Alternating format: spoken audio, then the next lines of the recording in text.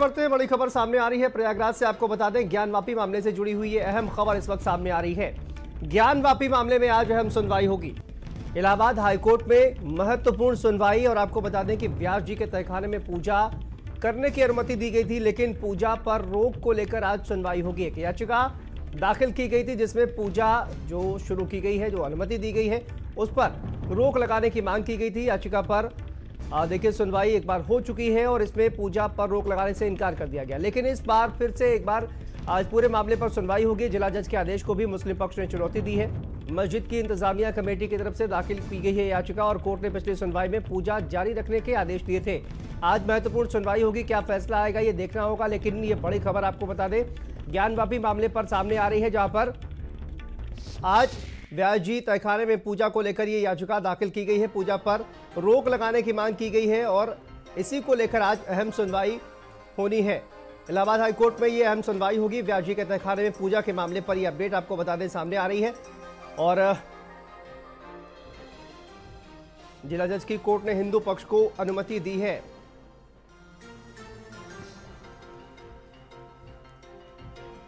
तो ये अपडेट इस वक्त सामने आ रही है। ज्ञानवापी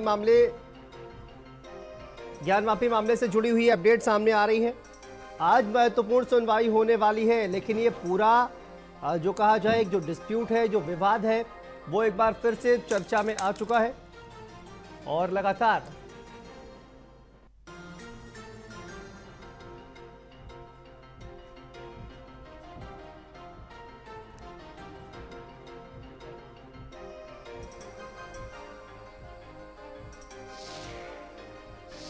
तो देखिए जानकारी इस वक्त सामने आ रही है ज्ञानवापी मामले को जुड़ी हुई। और आपको बता दें कि ज्ञानवापी मामले पर व्यास जी तहखाने में पूजा की इजाज़त दी गई थी और पूजा की इजाज़त के बाद मुस्लिम पक्ष की तरफ से याचिका दाखिल की गई और मुस्लिम पक्ष की याचिका में ये कहा गया कि अब इस पूरे मामले पर जो पूजा हो रही है, इस पर रोक लगाई जाए। इसको लेकर कोर्ट का रुख किया गया था और कोर्ट ने इस पूरे मामले पर सुनवाई की। पूजा पर फिलहाल रोक लगाने से इनकार कर दिया, लेकिन इसी मामले पर आज फिर सुनवाई है और इसमें क्या कुछ होगा ये देखने वाली बात होगी। लेकिन इस पर चर्चा के लिए हमारे साथ मेहमान जुड़े हुए हैं, उनसे आपका परिचय करा देते हैं। हमारे साथ नितिन चतुर्वेदी जी जुड़े हुए हैं, हिंदू पक्ष है। नितिन जी, बहुत स्वागत है आपका। हमारे साथ मोहम्मद शोएब सिद्दीकी जी, मुस्लिम स्कॉलर, हमारे साथ जुड़े हुए हैं। शोएब जी, आपका भी बहुत स्वागत है। हमारे सहयोगी वीरेंद्र श्रीवास्तव भी वाराणसी से हमारे साथ जुड़ेंगे और उनसे भी अपडेट जो है लेंगे इस पूरे मामले पर, क्या कुछ हलचल चल रही है, क्या आगे होगा, उस पर भी चर्चा करेंगे। लेकिन सबसे पहले नितिन जी, अब देखिए चर्चा एक बार फिर से शुरू हो गई है। व्यास जी तहखाने में पूजा की इजाज़त जो है वो कोर्ट के द्वारा दी गई है। उसके बाद ये कहा गया कि आनन फानन में पूजा वहां पर शुरू कर दी गई है और उस पर रोक लगाने की मांग को लेकर मुस्लिम पक्ष पहुंचा हुआ है। इस पर भी कहा जा रहा है कि एक चर्चा ये भी चल रही है कि मुस्लिम पक्ष को अब कहीं ना कहीं सहमति से जो ये पूरा विवाद है उसको सुलझा लेना चाहिए, लेकिन ये विवाद जो है वो कहीं ना कहीं सुलझता हुआ नजर नहीं आ रहा है।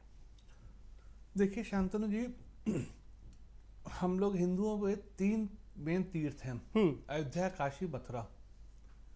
अयोध्या में आपने देखा किस तरह भव्य राम जी का मंदिर का निर्माण हुआ, कितनी लंबी लड़ाई हिंदू महासभा ने लड़ी। 90 साल तक हिंदू महासभा ने इसका मुकदमा भी लड़ा। और देखिए जब उसका निर्णय आया तो दोनों पक्षों ने बड़े ही सौहार्द तरीके से उस निर्णय को माना और इस देश का सौहार्द और शांति बनाए रखी और संविधान पर अपना विश्वास जताया। इसी प्रकार से ज्ञानवापी जो दूसरा हिंदुओं का तीर्थ स्थल है काशी विश्वनाथ, उसमें भी कोर्ट में जिस तरह की कार्रवाई चली, देखिए 33 साल पहले मुलायम सिंह की सरकार द्वारा वहां पे पूजा अर्चना बंद की गई थी। इसका तात्पर्य यह है कि पहले वहां पूजा होती थी। हमने वही पूजा को फिर से चालू करने के लिए मुकदमा किया था और देखिए 33 वर्षों बाद ही सही हमको उसमें जीत हासिल हुई और कोर्ट ने भी माना, जो साक्ष्य वहां मिले कि वहां पे मंदिर था। और फिर देखिए मुस्लिमों तो अभी मैं 1-2 डिबेट में और बैठा, मैंने वहाँ भी ये प्रश्न उठाया था कि देखिए पूरे भारत में मुझे ऐसी कोई मस्जिद दिखा दी जहाँ पे नंदी जी विराजमान हो या स्वास्तिक के चिन्ह बने हो, त्रिशूल के चिन्ह हो। ये सब अपने आप में ये बताते हैं कि वहाँ पे मंदिर था। औरंगजेब द्वारा 1669 में उसको तोड़ के मंदिर का निर्माण कराया गया था। दूसरी बात, अहम बात, कि जब आज के वर्तमान युग में जहाँ जमीनों की इतनी किल्लत है फिर भी लोग मकान बनाते हैं, उस जमाने में क्या जमीनों की इतनी किल्लत थी कि मंदिर प्रांगण में ही मस्जिद बनाने की जरूरत पड़ गई? अगर वो चाहते, जिस तरह आप देखिए राम मंदिर का निर्माण हुआ तो मुस्लिमों को भी जमीन दी गई कि आप अपनी भव्य मस्जिद बनाइए। यही सौहार्द होता है। लेकिन उस समय हिंदुओं की भावनाओं को ठेस पहुंचाने के तात्पर्य से इस तरह के कृत्य किए गए थे। लेकिन वर्तमान समय में आज एक ऐसी सरकार आई है, लोग जागृत हुए हैं और हम किसी की चीज नहीं मांग रहे, हम अपनी चीज मांग रहे। जो हमारा मंदिर था उसी को मांग रहे और पूजा करने का अधिकार मांगा था, मिल भी गया। और आज हम फिर भी ये कहते हैं कि कोर्ट का जो भी निर्णय आएगा ठीक है, हम उसको मानेंगे। वापस आऊंगा मैं आपके पास। इसी बीच देखिए बड़ी खबर एक और सामने आ रही है और ज्ञानवापी में बंद 2 अन्य तहखानों की एएसआई सर्वे की मांग की गई है।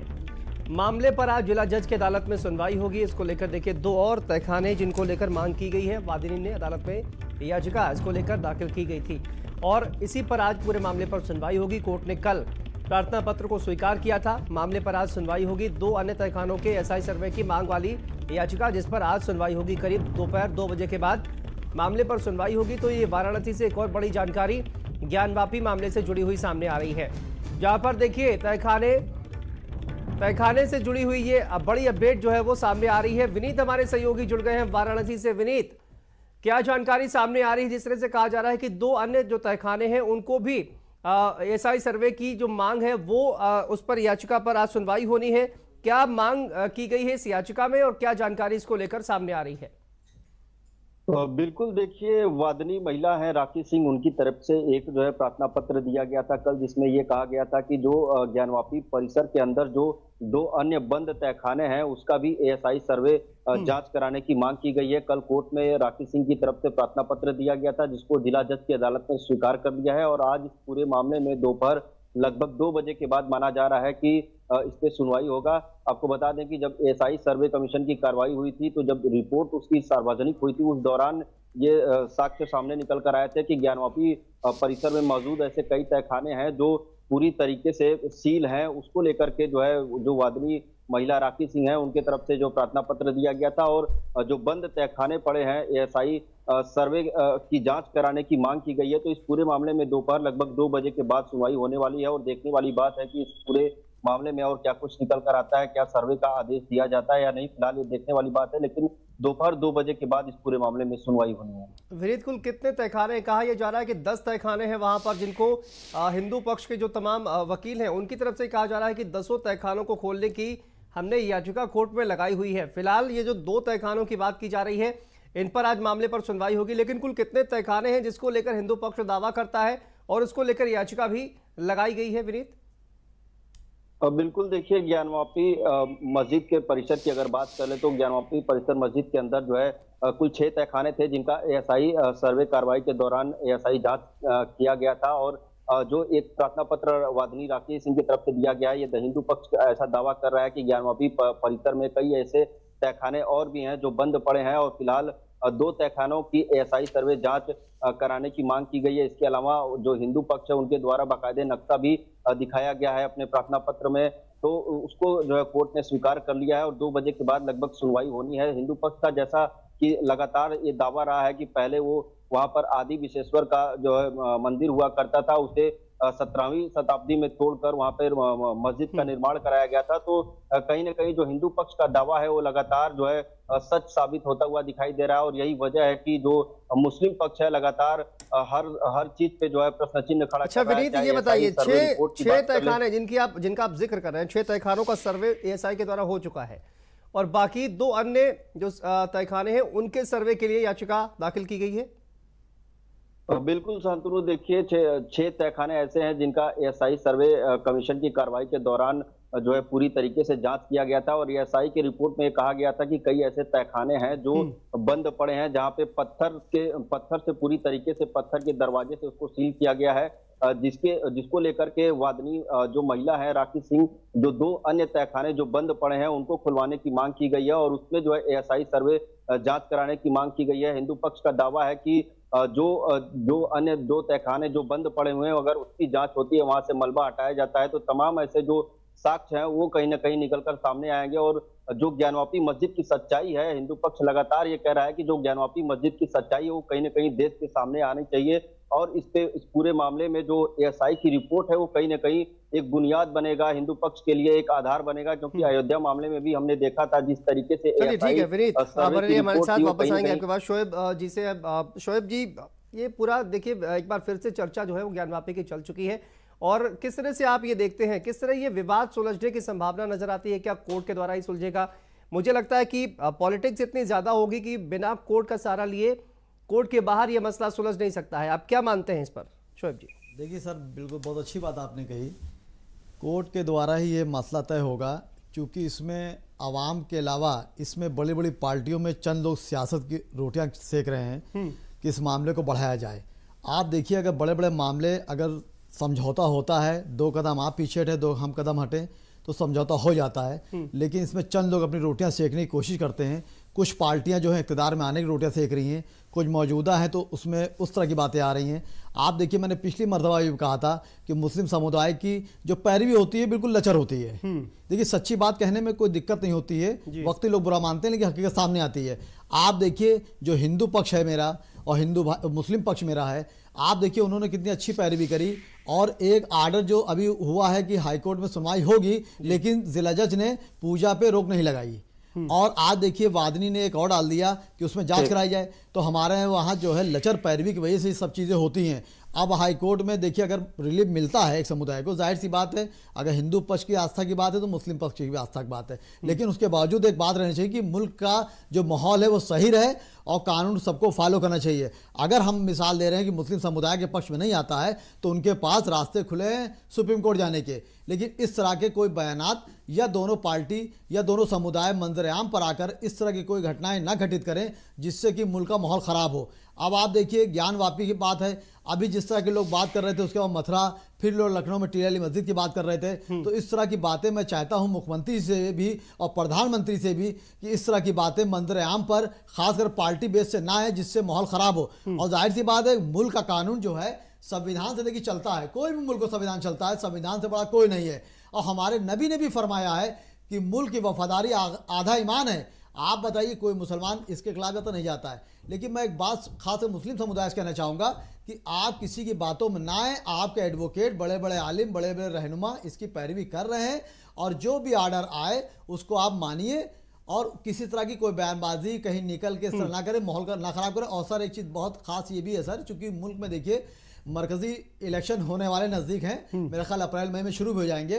तो कुछ दंगाई लोग चाहेंगे कि उस समुदाय में झगड़ा पैदा किया जाए और दोनों समुदाय के लोग जो दंगे करेंगे वो तो निकल जाएंगे लेकिन जो नाहक है वो पीसेंगे। तो मेरी दोनों समुदाय से गुजारिश है कि आप कोर्ट का सम्मान करें, जो फैसला आएगा उसके अगेंस्ट आगे भी रास्ते हैं। जाहिर सी बात मैं भी मुसलमान हूँ, मेरी भी मस्जिद है, मुझे भी तकलीफ होगी, लेकिन कोर्ट का सम्मान में सर आखोब करता हूं और कोर्ट को मैं मानूंगा। मेरी सबसे गुजारिश है जो इस मुल्क की गंगा जमनी की तहजीब चली आ रही है उसको निभा रहे हैं। ठीक है नितिन जी, इस तरह की बातें क्यों आप लोग करते हैं कि देखिए अब हमने अयोध्या ले लिया है और उसके बाद वाराणसी की बारी है, उसके बाद मथुरा की बारी है, इस तरह की बातें क्यों करते हैं? देश का माहौल इस तरह से खराब करने की क्या वजह, क्या क्यों कोशिश कर रहे हैं आप लोग? के इलेक्शन भी देखिए करीब है, इस तरह की बातें करने से क्या फायदा है?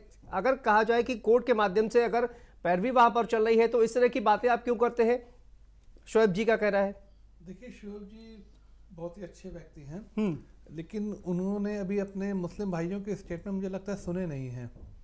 इन्हीं के सपा के एक नेता हैं मदानी जी, उन्होंने अभी जब ज्ञानवापी में पिछला ऑर्डर आया था तो उन्होंने कहा था कानून की किताबों को आग लगा दो। और भी मैं कई मुस्लिम स्कॉलर के साथ बैठा हूँ जो कहते हैं कि हम इस तरह के फैसलों को मानते ही नहीं हैं। तो देखिए किस तरह आप ये कह सकते हैं कि आप संविधान पे विश्वास करते हैं, जब बात आती है जब कोर्ट कोई आदेश देता है तो आप कहते हो हम उसको मानेंगे नहीं, और फिर आप कहते हो कि हमें संविधान पे विश्वास है। जब संविधान पे विश्वास है, कोर्ट देखिए कोर्ट जो है जो हमारे शोएब भाई है वो खुद ही एक अधिवक्ता है, तो उनको तो पता होगा कि जो कोर्ट अपना आदेश देता है वो एविडेंस पे देता है, किसी धर्म के आधार पे या किसी पार्टी के आधार पे नहीं देता। तो जो एविडेंस है, एविडेंस तो शोएब भाई ने भी देखे होंगे कि वहाँ क्या मिले हैं, जग जाहिर है। तो जो एविडेंस मिले हैं वो एविडेंस तो ये बता रहे हैं ना कि वहाँ पे मंदिर था। ठीक है शोएब जी, एक तो तौकीर रजा जी का बयान भी सामने आया, वो भी आपने सुना होगा, बेहद भड़काऊ बयान है वो। इस तरह से उनका जो बयान आया है, निश्चित तौर पर जिस तरह के बयान इस पक्ष से आ रहे हैं उस तरह के बयान उस पक्ष से भी आ रहे हैं, तो इन पर कहीं ना कहीं रोक लगनी चाहिए। दूसरा, जिस तरह के एएसआई सर्वे से जो तमाम साक्ष्य वहां पर मिले हैं, उन पर आपका क्या कुछ कहना है? देखिए सर, पहले तो आपने जो भड़काऊ बात कही है उसको मैं मुकम्मल कर दूं जी, कि तौकीर रजा साहब हों, चाहे कोई साहब हों या किसी समुदाय किसी पार्टी के लोग हों, ये करते क्या है कि अगर बयानात जो है मंजर आम पर आके दे देते हैं, चूँकि एक पर्सनालिटी है ये, और देने के बाद किनारे हो जाते हैं और उसके बाद आम जनता उसको भुगतती है। तो मैं सबसे गुजारिश करूँगा कि इसका भड़काऊ बयान ना दें जिससे आम जनता परेशान हो। अब सर आपने जो बताई है, वादी ने डाली है याचिका, जिसको जाहिर सी बात मंजूर कर लिया गया है। और देखिए, एक कानून में सर एक चीज़ बहुत बड़ी चीज़ रहती है कि 100 गुनहगार छूट जाएं लेकिन एक जो बेगुनाह उसको सज़ा ना हो। ये चीज़ हमेशा कानून में रही, हर मुल्क में रही है। तो अगर कोई अपना दावा करता है तो जाहिर सी बात है कि उसको एक्सेप्टेड इसलिए कर लिया जाता है कि ऐसा ना हो कि इनके साथ बेइंसाफ़ी हो। लेकिन WS दाखिल करने के लिए दूसरी पार्टी को मौका दिया जाता है, लेकिन इसमें मुस्लिम समुदाय पैरवी बहुत लचर करता है। देखिए, ईमानदारी की बात है जी, वक्त की कमी है, माफी के साथ आपको रोकना चाहूंगा। बहुत बहुत शुक्रिया आपका। नितिन जी, आपका भी बहुत बहुत शुक्रिया हमें अपना वक्त देने के लिए, चर्चा में शामिल होने के लिए। ज्ञानवापी पर देखिए, इस बीच बड़ी खबर